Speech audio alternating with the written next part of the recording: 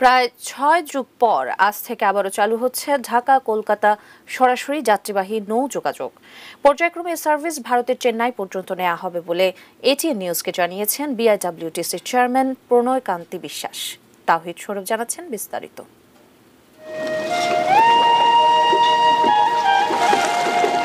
নদীমাতৃক বাংলাদেশে জালের মতো জড়িয়ে আছে বহু নদী। একসময় এখানকার মানুষের চলাচলের প্রধানতম মাধ্যম ছিল নদীপথ। শুধু অভ্যন্তরীণই নয়, দূরদেশের যোগাযোগ রক্ষায়ও নদী পথই ছিল অন্যতম মাধ্যম। তবে দিন দিন নাব্যতার সংকট সহ নানা কারণে বন্ধ হয়েছে বহু নৌরুট। আর তেমনই সংকটে ঢাকা কলকাতা সরাসরি যাত্রীবাহী নৌ চলাচল বন্ধ হয়েছিল প্রায় ৭০ বছর আগে। তবে ভ্রমণ পিপাসু দেশের মানুষের জন্য সুখবর এনে দিয়েছে সরকার। নৌপরিবহন মাননীয় মন্ত্রী এবং আমাদের বর্তমান সচিব যিনি আছেন, তিনি দুই দেশের সঙ্গে যোগাযোগ করে মাননীয় প্রধানমন্ত্রীর নেতৃত্বে এই নৌ প্রোটোকলটা হয়েছে।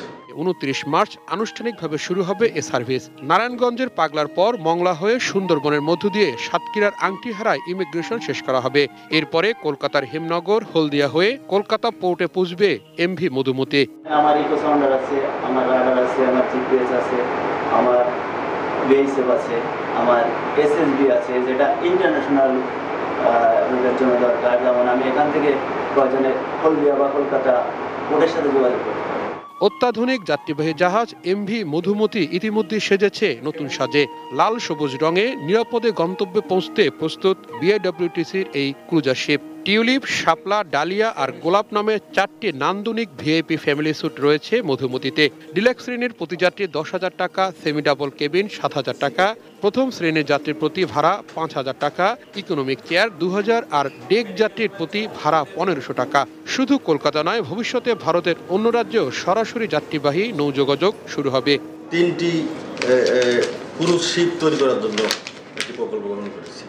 এই ক্রুজ শিপ যখন আমরা তৈরি করে ফেলতে পারবো, তখন আমরা প্রায় অর্থাৎ সপ্তাহে তো ২ দিন করে আমরা কলকাতা পাঠাইতে পারবো। এরপরে সপ্তাহে তো ১ দিন আমরা চেন্নাই পর্যন্ত পাঠাইতে পারবো। ভারতের কলকাতা থেকে একই দিনে বাংলাদেশের উদ্দেশ্যে ছেড়ে আসবে এমএসআরভি বাংলা গঙ্গা। ৭০ বছরে যেটা পারেনি, আজকে মাননীয় প্রধানমন্ত্রী তার নেতৃত্বে তার সরকার, বর্তমান মন্ত্রী। তাওহিদ সৌরভ, এটিএন নিউজ, ঢাকা।